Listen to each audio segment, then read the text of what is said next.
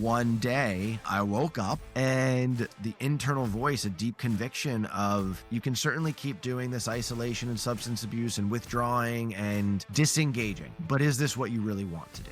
Of course this isn't what I want. Well then, what can we do except give our best today, imperfectly, hopeful, messy, knowing that it will lead to better things. Do you think we're losing sight of the ability to do hard things? I think because we're leaning on the easy things, we are going to have to face hard things. Weak leaders create hard times create strong people create, easy times create weak people. There's a cyclical thing. We all have that voice and we all have these little micro ways of hiding. That's where I go to. The only person with you is you. That's the only one who knows if we're in or if we're out, if we're fully giving ourselves to it. And so to me, unstoppable is a brave acknowledgement and acceptance of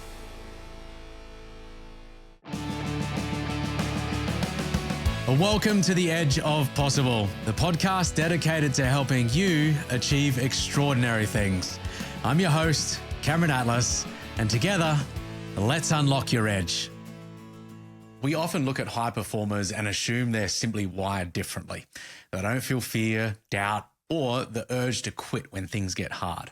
But my guest today proves that being unstoppable isn't about being fearless. It's about making a decision to keep going, despite the fear being there. I'm sitting down with Alex Weber. He is an award-winning speaker, an acclaimed author, and the only person to ever go from hosting NBC's American Ninja Warrior to actually competing on the show.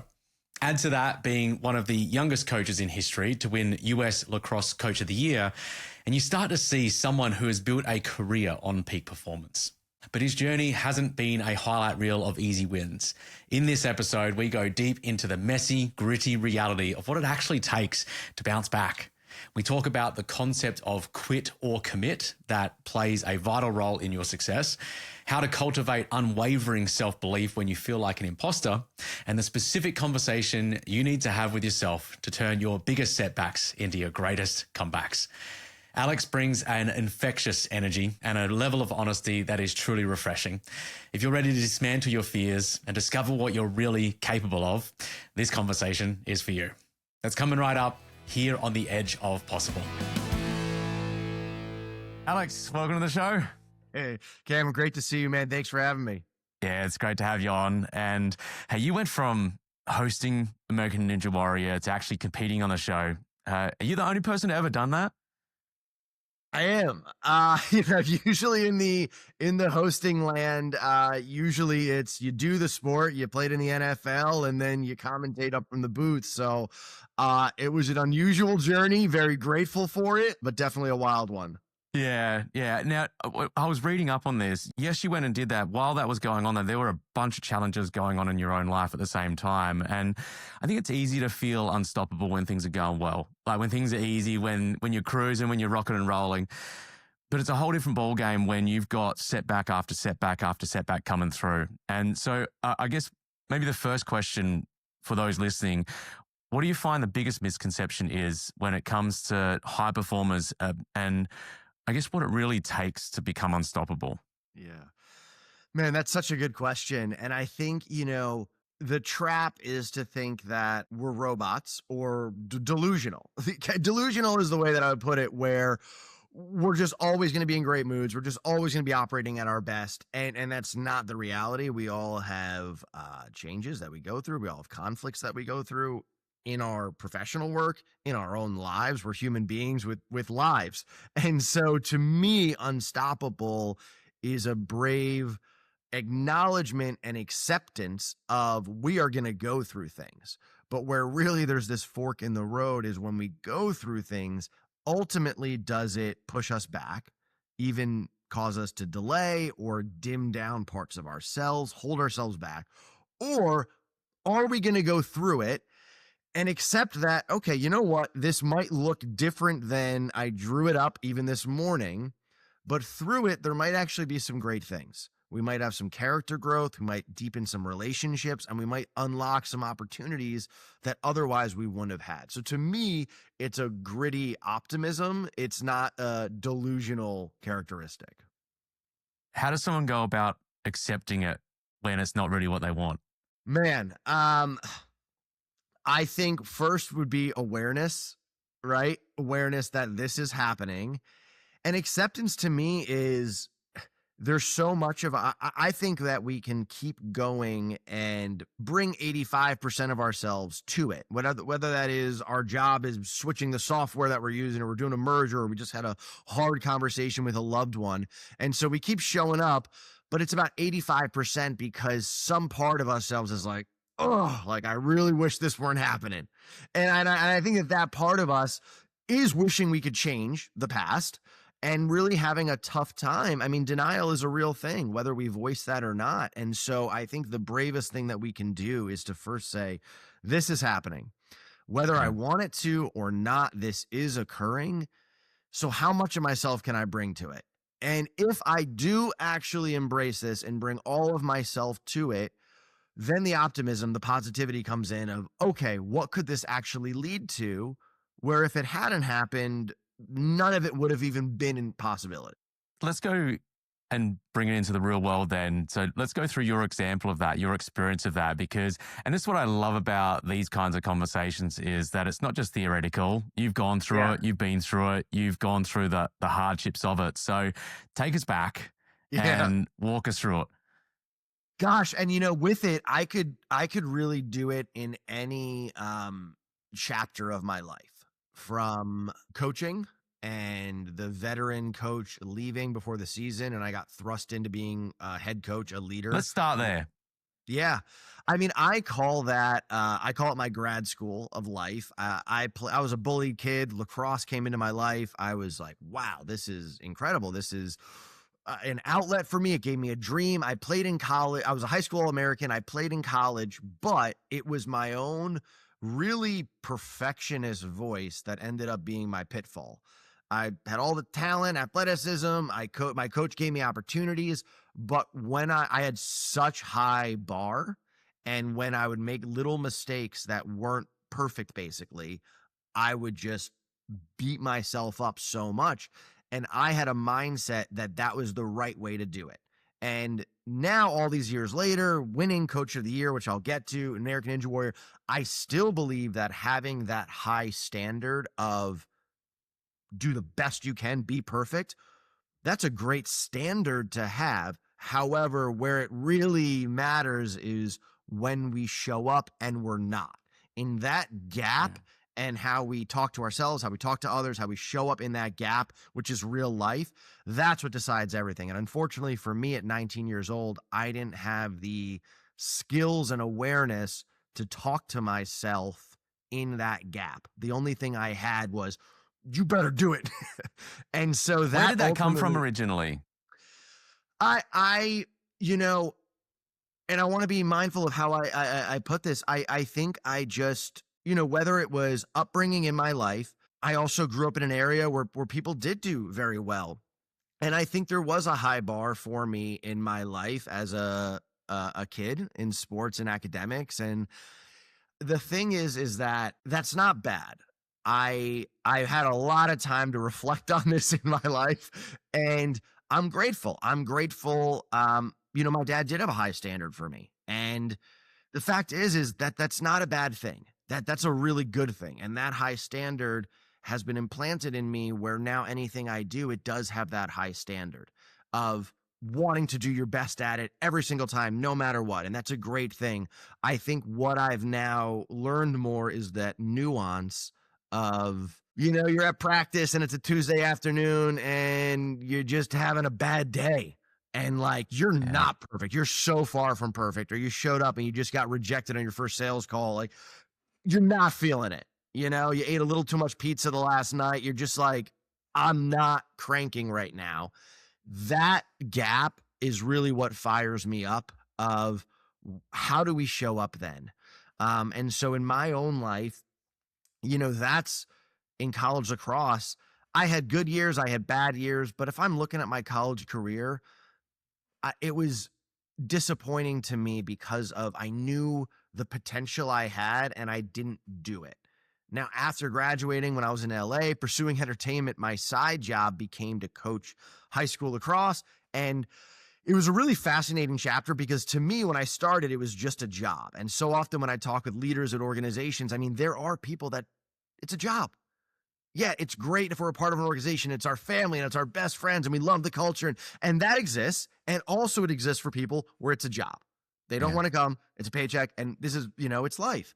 And for me, in kind of my second or third year being an assistant coach, that's where I fell into. It was just kind of a job. But right before the season, the veteran head coach, he left. And 2 weeks before the season, the school said, all right, we don't have another option. You can coach this season. And that I had an honest moment of, do I want to do this? I certainly don't feel qualified, prepared, even old enough to do this. Am I burnt out with this? Do I even want this opportunity? And I had an honest moment and I said, okay, I'm going to go all in. I'm going to give this everything I have. And then I'm going to say goodbye to this sport that I've loved since I was 12. And I fell in love with it.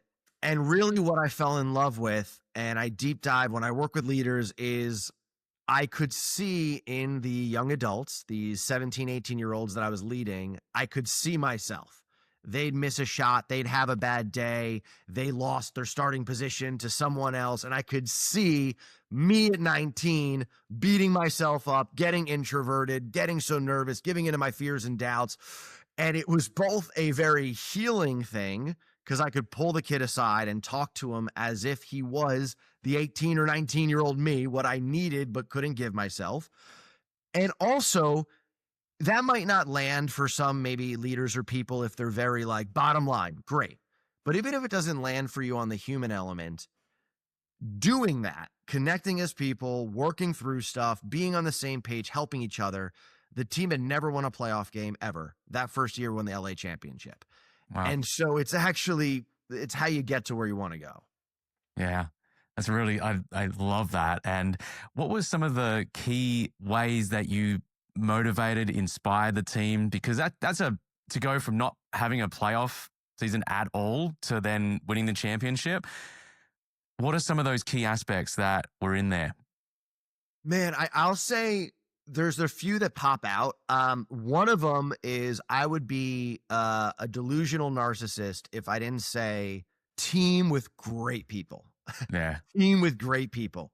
Like our offensive coach, Lance, a wizard with plays. Our defensive coach, Christian, amazing at the D and getting them fired up. And so I would say I really learned in that chapter because we got to the finals. We needed a goal. Lance gave us this play. We got a goal. And it's this, you want to be, it's a cliche for a reason. You want to be with people who compliment you and are better than you in ways that you aren't.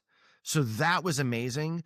I also really think one of my greatest, most fulfilling moments in leadership in that sport was there was a group of seniors who, let's just call it like it is. They were the cool kids. And, to put it into more of a corporate lens, they were the cultural tastemakers. They were the people that had been around the team, and I could say stuff, but then our culture, our organization is going to look to how do these four colleagues act? And if they're doing it, we're in. If they're not doing it, we're not in. And I realized they had an established way of operating, which it was kind of cool to not care as much about the sport of lacrosse, to show up and do it. But and there was a big moment. We were playing a team. We should have been really rocking them. We weren't. And the four kids who now, I love to pieces, but they showed up at halftime in a Wrangler. They didn't come on the team bus. They showed up at a Wrangler. We're already playing. This isn't how you draw it up. And they came to the field. It was a Saturday morning game. You can connect the dots on that one. And I was like, all right, there's a moment here. There's a moment. I either kick these guys off the team, I yell at them publicly, and we do that, or I have a very different opportunity here. And so I was like, let's do this a different way. And pulled them aside, had each of them a one-on-one conversation of just leveling with them as real people. And to bring it back into our corporate lens or organizational lens, man, I call them State of the Union talks. Call it whatever you want, but it's a here's the deal talk. And it's not, we have to be as honest and caring as we possibly can in that talk. of here's the deal. I want this to go well. I care about you. I want this to be a good thing. It seems like it's not right now. So is there something that I could do? Because I'll do it. And would you be open to doing this? And I think that so often we bypass those conversations either because of busyness or normal ways of doing it, or we jump to the result. They nailed it or they didn't. So let's either promote them or fire them. But if we just actually identify, all right, I think I got to just go talk to this person. And we go and we have a human, honest, here's the deal conversation. I mean, these kids who probably would have quit, two of them became captains, one of them became an All-American and played in college. And it was just really a beautiful thing. And I think it's such a clear example of if we connect with them on the human level, if we actually unite on the same team, that's when all the great things happen. Yeah. What I love about the conversation that you had with each of them was, here's the deal. It's almost, there's an ultimatum in there, but it's an ultimatum in a way that is providing them the space and the opportunity to make their own decision as to whether they step into a greater version of themselves or they don't. And whichever way it's going to be, it's going to be. And they now have the responsibility and the opportunity, and you've provided them with that, which is really good. The other thing that I think is really valuable that you seems like happened here as well is you had other great people on the team, other great coaches on the team. It sounds like you gave them the autonomy to be able to become the best version of themselves as well, and to utilize their skill sets, their way of coaching to get the most out of their people as well, right? They're part of the team. Would that be right? Yeah, 100%. 100%. There are a couple of really valuable lessons that we can take into like you said, an organizational environment and a life environment as well. So love that. How about from a Ninja Warrior standpoint? Let's go through that.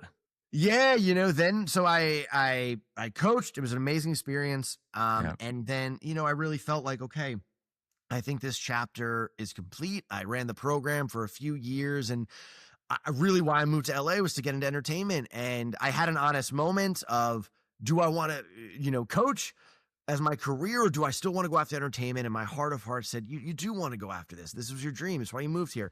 So I did. And I went all in, and there's so many stories here, but was incredibly grateful to get hired by NBC to be a new host for American Ninja Warrior, to host with this incredible series. And I love all of the people involved in that show, and biggest opportunity of my life. How does that come to be? You cruise to LA, you're coaching, and then all right, hey, you want to go do Ninja Warrior? Like, what happened? How did that come to be? Yeah, and there's it's and oftentimes when I talk with sales teams, I'll share this story too, because I first was doing acting, but I didn't really love it. It was just the only thing that I was aware of in entertainment. I grew up in the Northeast. No one did entertainment. So I was like, I guess you do acting. And I never really liked it. I always felt like I was wrong, and people would be like, I'd go in and they're like, no, terrible. And I'm like, cool. Do you validate? All right, I'll head out. And it was just such an uphill battle. And then a friend of mine was doing TV hosting, and I forgot that was even a thing. And I was like, oh, I think I could just be how I am with my friends. And so I started going to casting director workshops and things like that. And it was encouraging, but I laugh because one of the, there's so many stories here, but an amazing woman was a casting director who's like one of the gatekeepers. And I went to a workshop, and she was like, I think you could be good at this. Send me an email tomorrow. I'll make an introduction. And I'm like, that's incredible. So I send her an email. She doesn't respond. I'm like, okay, that's okay. Send her another email. Doesn't respond. I gave it a few more days. Doesn't respond. And something went off in me where I just said, you know what? She offered to do this. She offered. I'm going to follow up with her until the end of time. And I did. I wasn't, I was never rude. I was never snarky. I was always gracious, polite, but I was relentless with it. Every couple of weeks, I would just send her, hey, Carol, happy Easter. Hey, Carol, happy July 4th. How we doing? Any chance about this? And a year later, she goes, Alex, I'm making the intro. Please stop emailing me. He did. And that introduction was to an agent. And, it would be like very Disney movie-esque if I'm like, and that agent, and then we were off, but it wasn't. I took a year of follow-ups with Carol. That was her name. I got into the agent's office. I sat in across from him and he goes, yeah, man, I just don't see it. Literally. Like these are things that people say to each other in entertainment in LA. And I'm like, oh man, he's like, it's really tough out there. Like, I just don't think it'll work out. And I'm like, oh, okay. And so I got in the elevator, I'm going down the parking garage and I'm just heartbroken, like devastated. This took a year to get in here. And now this person who's a gatekeeper and authority is telling me you don't have it. I don't see it. And then it hit me. I'm like, you know what? He just doesn't see it. Okay, let's show him. And I just went out and started filming all these ideas I had for shows that put me as my dream show of hosting. Goofy with people on the side of the street, asking them big questions, having fun with them. And I put it all together and I went back to him with this video and he goes, okay, I think we can do something. And it was 3 months later that I got pitched and the meeting and then hired by NBC for American Ninja Warrior. Very cool. There's two big insights that I want to make sure that we cover there. First is around the importance and value of follow up and follow through, and especially, as you mentioned, like when it comes to sales teams and those people. But just in general, if you want something and you really want it, then the follow up and follow through is what's vital. And here's a couple of big insights that you shared that I think is really important to cover. First, you don't want to be seen as annoying. You don't want to be seen as salesy. You don't want to be seen as needy. And you also do want to be relentless. As you said, relentless in your approach. If you really want something, you've got to be able to actually go after that. And it reminded me, there was a few scenarios over the last 10 years or so of different people that I'd had calls with, had conversations with, who had said, there was like an opportunity or a potential partnership from a business standpoint. Each and every one of those, like the three of these went quiet, like they went completely dead, silent, gone. And I could have easily, and it's interesting because in my mind, I go, oh man, they said they were going to do this and they didn't do this. And there's all this negative and self-talk and stuff that goes on inside. I think we're human for that and for making up our own story when there's absence of factual information. And I'm so glad that I didn't in each of these three scenarios, because eventually each of the three reached back out. And in one occasion, there was something that happened in the family. There was another occasion that somebody died. There was another occasion that the guy had an eye operation and wasn't able to look at the computer. And each time I've just gone, oh, thank you for not being a dick about this, because, because I could have easily said something or done something that could have tainted the relationship. And instead, if you know what you want and the person has said that they're going to do something, that until they tell you to get out of here and leave me alone, like pursue, but do it in an appropriate way. Like you said, you use what I like to think of as time-based conversation starters, like 4th of July or Easter, or there's a new year or whatever that is, where it's not, hey, just following up again, hey, just following up again, hey, just following up again, where that becomes very annoying very, very quickly, right? So the follow-up and follow-through, that power of follow-up is so incredibly important. So I love that you did that. The second is that you could have easily gone back in your shell. You could have easily said, oh, maybe they're right, maybe they're this, maybe they're that. But instead, you took it into your own hands. You took responsibility for it, and not only took responsibility for it, you did something about it. You created something of value that showed you in a different light to how he had seen you up until then. And so there's brilliance in that, because there was action in that. There was action associated with that, not just thinking differently, but doing differently. That, man, I appreciate that, and you're so right. And it's I love that story that you shared, and it's a balance, right? It's a gentle balance, because it also, I'll say, as I've progressed in different, one thing that I learned from entertainment is like, you want to be of value. And if people want that value, they will find you. And if they don't want that value, it then doesn't matter how many times you follow up and call, and you could give them all a gift bag and all that stuff. And entertainment is such an extreme example, because you can call up every agency, you can give them all this stuff, you can do all that, and crickets. But if they have an offer or they're a value, they'll find you. And so I think the entertainment industry was such a good learning area, because it is kind of brutal in a lot of ways, but it brought out a lot of these truths. And so it is a tightrope, to your point of, you want to be present, you want to be connecting, cultivating relationships, reaching out to people, and then also cultivating your own value, knowing that value, and I think demonstrating that value so that that ultimately becomes what is more appealing. So good. How are you then of value on the show itself? Let's talk through that situation. How long did it go on for? What did that look like? And what were some of the challenges that came up along the way? It's just that show. And it's interesting, as I got to be a part of it, people don't even really call it a show as much as a competition, because I love that world so much. The people who put it on, the athletes, everyone, it was such this interesting bubble and community in entertainment, because yes, it's in entertainment. It's a massive show, but it's also a sport. And there was just such a wholesomeness and a positivity in that I hadn't experienced in anything else in entertainment. And so it was transformative for so many reasons. But my job description was they were going to do a companion series because the show is so popular. And basically, I would talk about all the obstacles, interview the best competitors, and they thought it'd be funny. I'd get up there, try the crazy obstacles, and just fail. And I was like, all right, great. This will be great. And I was also doing stand-up at this time. So I'm like, you know what? This is host Alex and stand-up Alex. Athlete Alex. I'm like, I think athlete Alex has died. Like, that died at college, and that's done. So I was failing on the obstacles. We did that for an entire season. And then right before the second season, it's entertainment, it's creative, there's different ideas. And right before the season, I was pulled aside and said, it actually works better if the host is an expert at this. So like, oh, okay, well, I'm not. And these cannot coexist. I'm currently the host. I'm not an expert. One of these things is going to have to change.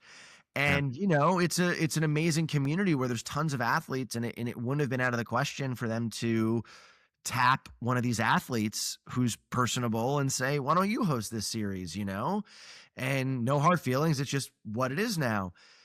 So there was an entire year where we would film every couple weeks. So basically the season started, I'd get up there, I'd be like, I have to fail. I can't fail on this anymore. I have to get good at this. I'd climb on the obstacle, I'd fall. And for 2 weeks, I would stew on and be sick to my stomach of, okay, well, now we're going to Oklahoma City. I have to get good at these obstacles in 2.5 weeks. And so every single time I realized, like, the only thing I can do, and this is so much of what I share with audiences, is first you have to decide when this change happens, when this challenge happens, whatever it is, obstacle, are you in or are you out? You have to make this deep internal decision. I call it quit or commit, because everything after that is going to be coming from how much of ourselves is quitting or committing to this. So we can say, oh, I don't know, to our point of how we started this. Okay, I guess I have to keep going with this, and I'll do all the exercises, and I'll learn from people, and I'll do the research, and I'll try to get better. But is it 78% of ourselves that we're bringing to this? Because 32 or 22, whatever percentage it is, wants to stop. So first, we really have to just have an honest moment of the soul, of the heart. Are you in or are you out? And if you're out, can you live with that? And if you're out, be out. Be out. It's better for everyone. It's better for you. It's better for the organization. It's better for the clients. It's better for everyone. Let's not push this, down the way 6 months. But if you're in, if you don't want to give up on yourself, you don't want to let this change or challenge get the best of you, you want to see what's possible, you're in, that's when all the good stuff happens. And I would say the biggest game changer for me was getting out of isolation, meaning I was going to the gym in LA and I was doing pull-ups and I was trying to look good for a TV host.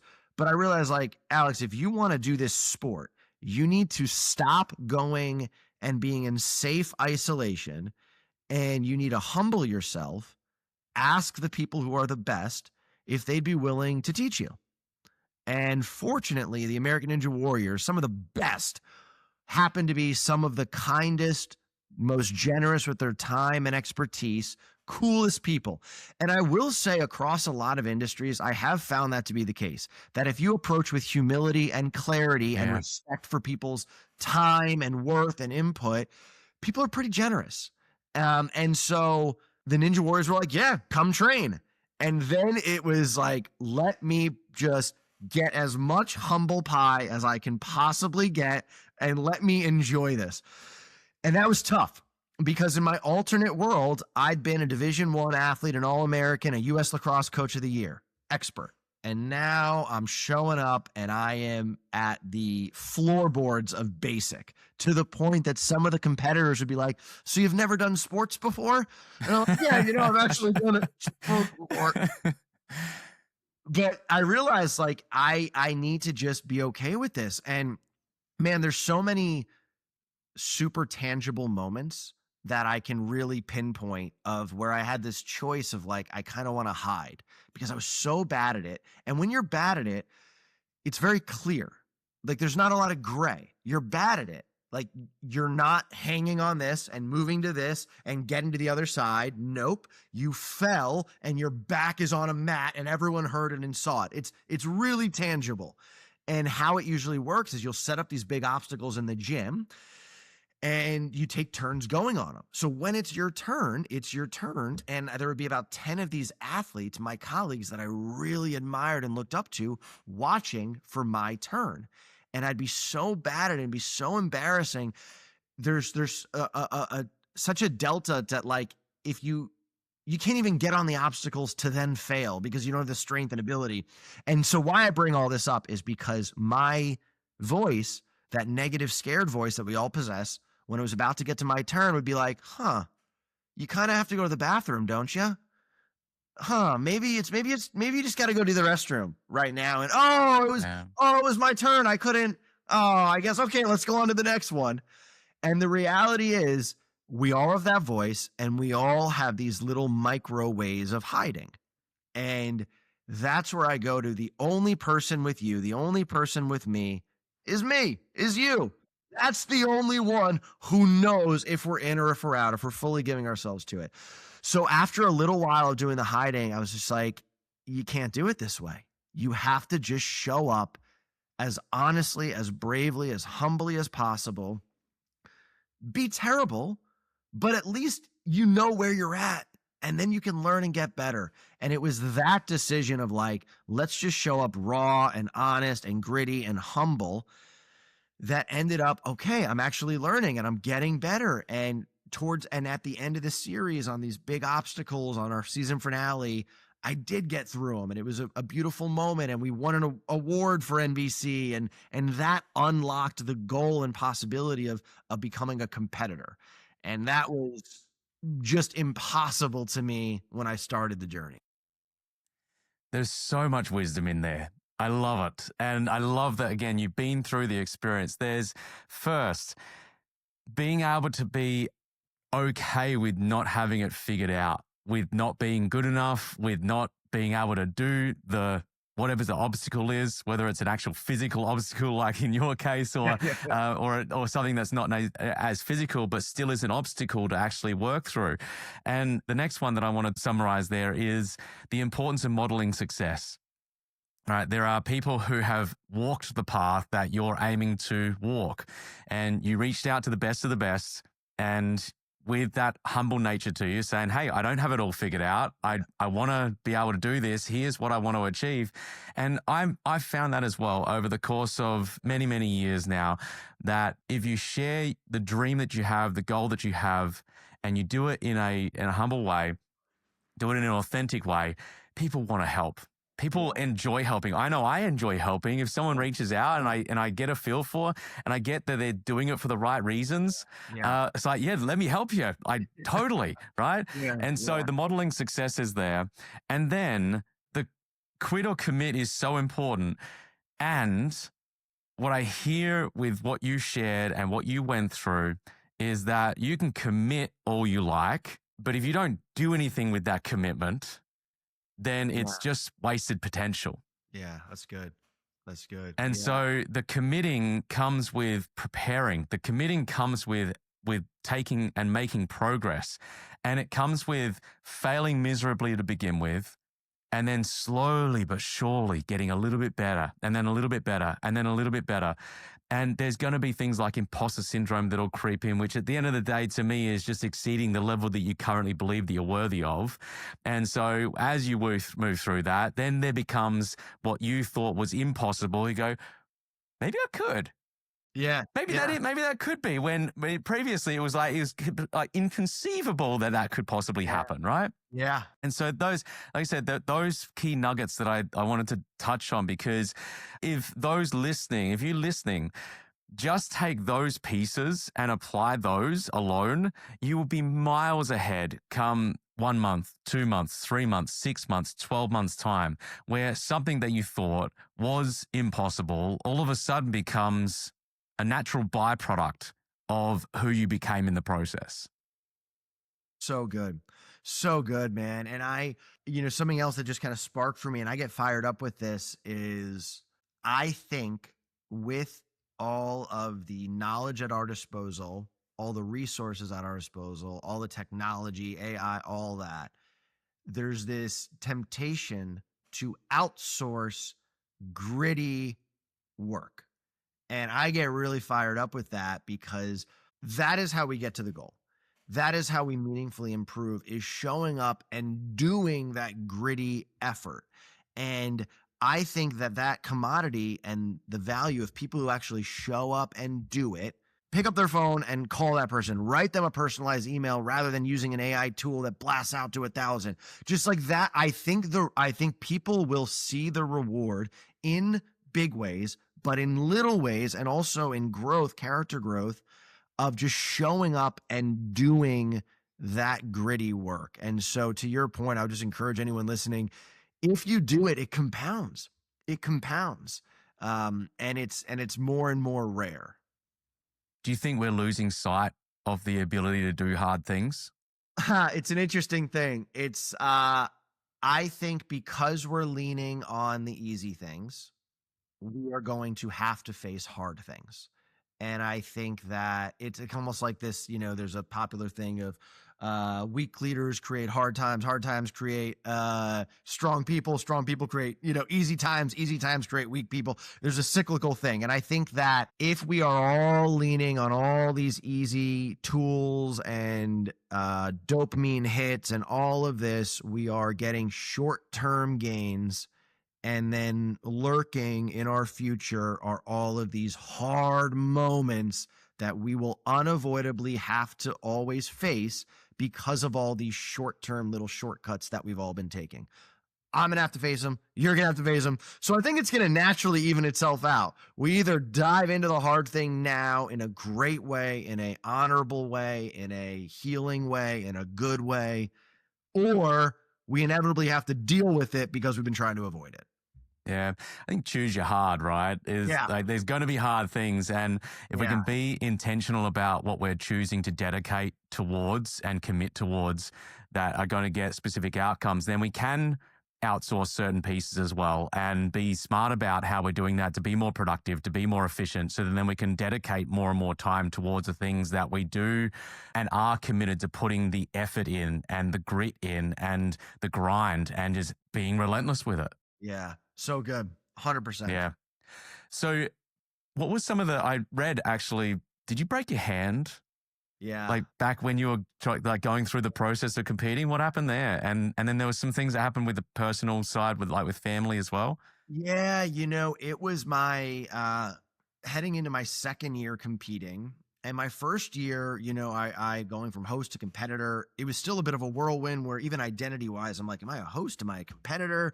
It was just this crazy thing. But heading into my second year of competing, I was all in as an athlete. That athlete part of me that I thought had died at college, I was like, well, hold on. I'm doing one of the craziest sports on the planet. Like, I'm an athlete again. And I'm doing it. I'd now been training with the athletes for about 3.5 years. Like, I was really doing things, and I was so excited for the competition. And a few days out from it, while training, I broke my hand, and that was devastating. But the layer on top of it was, some months prior, my mom had been diagnosed with cancer, with stage 4 cancer. Uh, And so going through her treatments, Ninja Warrior had actually been this really beautiful, positive highlight because I'd go to her with training session to the treatment sessions. She actually came to some Ninja Warrior training and I was accepted to compete and she was going to be my guest of honor. So it was this kind of positive shining light that was helping in the storm.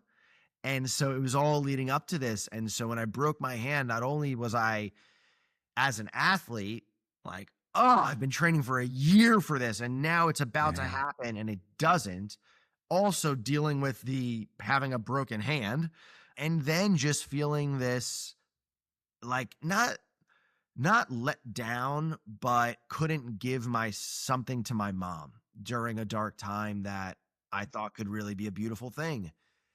So that actually entered into a chapter, and there was a long time I didn't talk to audiences about it, and now I do, where I really was pretty depressed for yeah, several months, and everything that comes with that: isolation, for me, substance abuse, and just really withdrawing from the world. Just, I say quit or commit. I was out. I was yeah, done. I was done. And to me, I'd also had this feeling of, since I'd been like 9 years old, I've gone after things. Like the pursuit of achievement had been the blueprint for my life. What am I going after? I'm going after college lacrosse. Okay, now I'm doing college lacrosse. Now I'm going after entertainment. Now I'm doing hosting. Now I'm doing it. There was always and I think that's actually a really good and a healthy thing. There's a lot of really beautiful gifts that come from that meaning and pursuit and community. But I also felt kind of robbed and a bit cheated and wronged. And so this was one where I said, you know what? I'm going to stop being Achiever Alex and I'm just going to be this. But I didn't do it in a healthy way. I did it in honestly, a sad way. I was sad.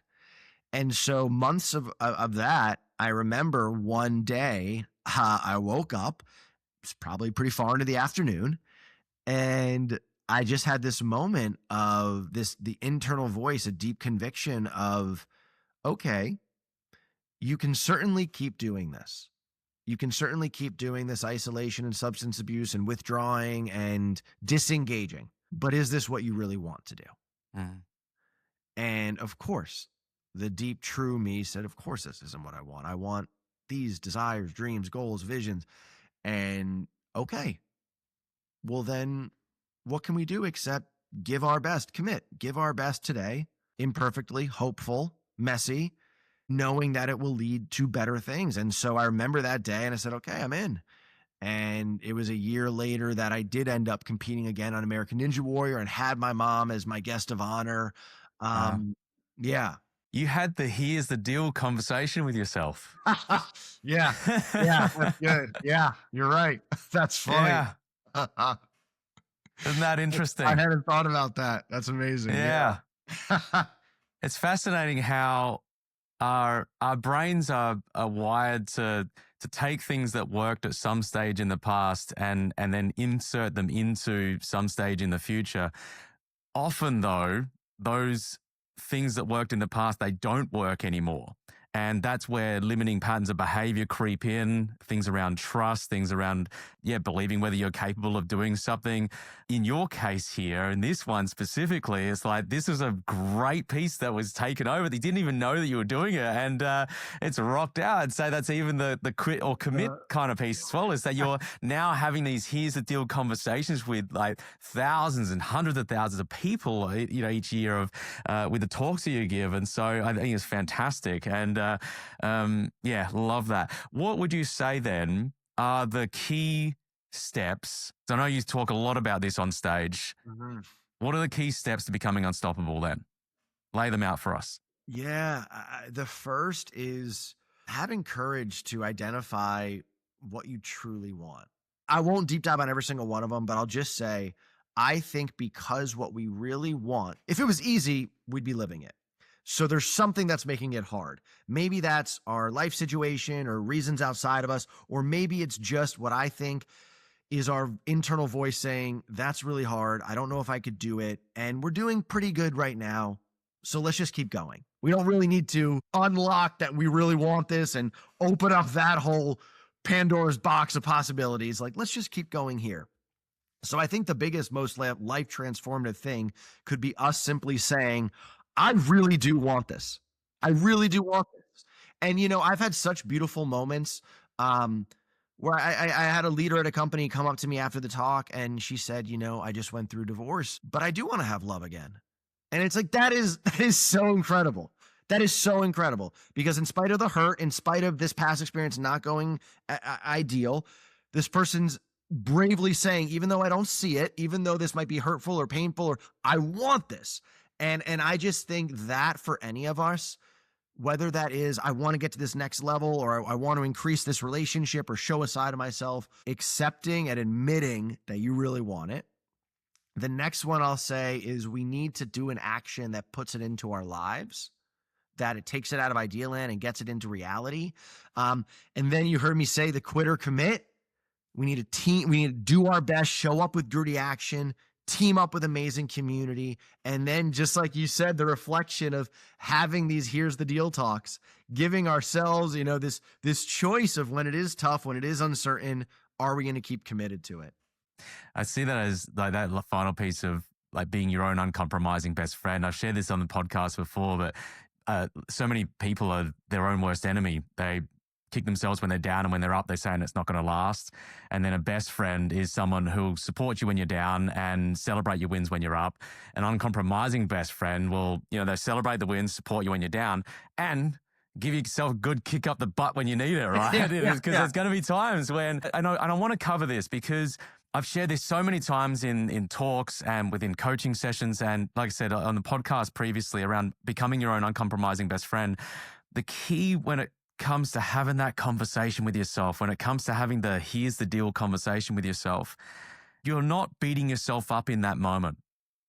You're providing a space for yourself to become a greater version of yourself. And the way I look at it is like, rather than kicking yourself down, you're kicking yourself up, right? You're giving yourself the opportunity to move into a greater version of yourself. The way that I use the wording is, hey man, you're better than this. Come on, step up. Let's go. You got this. Good. And it's because the language matters. The language really, really matters in these moments where you're having these kinds of conversations. And throughout those key steps that you mentioned, the language that we're utilizing internally is often going to be the difference between whether we do quit or commit, whether we do actually say, I want this. And I love that initial step of actually saying, no, I do want this, because there is real courage in that. Yeah. Because on the other side of that is the potential of being hurt again. Yeah. 100%. In whichever way, shape, or form that is. And the ability and having the courage to say, even though that could occur, I'm going to say within myself, something might happen. Maybe it's outside of my control. Maybe it's something that I go for and it doesn't work out. But I know that I want this. There's a real ownership of that and a real responsibility in that. And when the action is associated with that as well, magic can happen pretty quickly. 100%. Absolutely. Yeah. So good, man. I've loved the conversation. We have a rapid fire segment here on the show called Your Edge. What's your number one value and why? First up. Man, this is so tough. And I wanted to do it like a rapid fire, but I was thinking it was a tough one, man. I would just say the two or three that came to mind as, one is conviction. Really believing in something, and whether that is what you really want or a value or a faith or a person, conviction, because I think if we have convictions, we're going to do it in the hard moments that aren't easy. That one I will say pops out. Yeah, that's a really good. I love it. What about a core belief that's really shaped who you've become? Could be about yourself, could be about the world, could be about some, the people, whatever it is for you. I'll say two things. Something that both my parents possess within them is they just do everything all out, and they're both very different personalities. Like my dad he's a doc and a type A and a boom, go get it. And my mom is a warm little Italian lady who wants to cook for you and hug you. But like if she's gonna cook for you or hug you or help you out with something, she's doing it all out. So they both have that. And I'll say my mom one day said to me, and I'll share two quotes on this. One is, if you're going to do it, do it. And the notion is like, oh, well, it must have been a marathon for Nike or something like that. And it wasn't. It was, I reached for an Italian Christmas cookie and I broke off half of it. And she said, if you're going to do it, do it. Yes. Yeah, I love that. Yeah. I mean, I was like, you're right. Like, if you're going to do it, you do it, you know? So, and then I realized I had this on my whiteboard right before I learned it when I did the coaching. Good things happen when you go all in. And I wrote that. I learned it when I did the coaching and won the award and the friendships. And then I wrote it on my whiteboard before that season hosting with American Ninja Warrior. And I love it because I think it's honest and open-ended. You don't know what those things are going to be, but good things happen. If you care about this and you give the best of yourself, good things happen. And so those have really shaped my life. It's a great structured belief just there. Good things happen when I go all in. And the reason for that is there's an action associated with it. Whenever I'm going through this with clients, make sure there's an action associated with the belief itself, because when there's an action associated with it, which in this case is all in, you're able to then take responsibility for that. Whereas if bad things are happening right now, if things aren't working out how you want them to, then you're able to ask yourself, am I all in right now? And if for long enough bad things are happening, the question is, okay, am I really all in? Or am I really all in on the right things? And you're going to be able to have a conversation with yourself to be able to then take the ownership to step up or step out if it's not the right place to do it, right? If it's not the right place for it. So the action associated with that, I think, is really good and, can serve folks really well. What about a habit, a ritual or routine that you can't live without, whether it's a daily habit, a weekly routine, or even a tradition that you do once a year? Yeah, if you had asked me 10 years ago, my answer probably would have been, go to the gym every morning. And that's certainly a part of my life, movement and all the benefits that come with it. But my honest answer sitting here right now is prayer. That has been the most life transformative over these last years. What's been transformative for you with that? Gosh, I'll say a level of honesty and awareness and connection. We're all doing the game of life. We're all doing society and career, and we're doing it. And it's great, and it's hard, and it's all the things, but we're doing it. But it's eye-opening and heart and soul opening to there's more outside of the game. And actually, we can be different and live different and do the game a bit differently. And even in moments when we are struggling or having hard times, there's a connection and a love and a support that is so much greater that we can access. Really cool. Dude, it's been a great conversation. Loved hearing your story. Loved the insights. Where can people go to find out more about you? Yeah, I appreciate it, man. I've been looking forward to it, and I so enjoy it. And on all of the different platforms and socials, I'm Alex Weber. I'm alexweber.com, and would love to hear from people who enjoyed the episode. Great, man. Well, hey, thanks for being on the show. Really appreciate it. Cameron, thank you. And it's been a real pleasure again. For those of you listening, we'll have everything that was mentioned in the show notes linked at cameronatlas.com/podcast. We've got some great new guests coming up, so make sure you hit that follow button, leave a comment, and until next time, go and write the next line in your story. Thanks for tuning in, and we'll see you next time here on The Edge of Possible.